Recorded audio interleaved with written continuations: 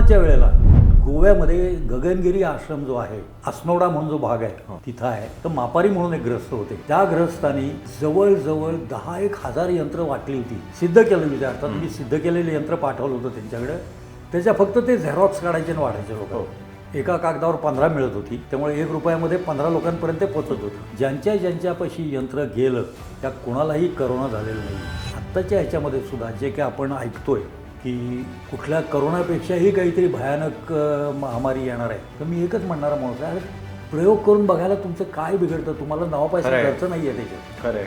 तुम्ही हेच यंत्र, तो जो काही करोनाचा तुमचा व्हायरस आहे, त्या व्हायरसच्या बाटलीच्या खाली ठेवून बघा काय होतंय.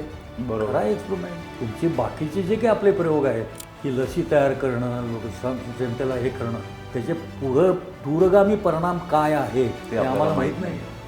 आताही असं लक्षात यायला लागलं आहे की ज्यांनी करोनाची इंजेक्शन्स घेतली त्यांना त्रास व्हायला लागले. पेपरला बातम्या येत आहेत, ज्या ठिकाणी औषध नाही, ज्या ठिकाणी फिजिकल मॅटर कुठलंही नाही, फक्त स्पंदन आहेत, साईड इफेक्ट व्हायचा प्रश्नच नाही.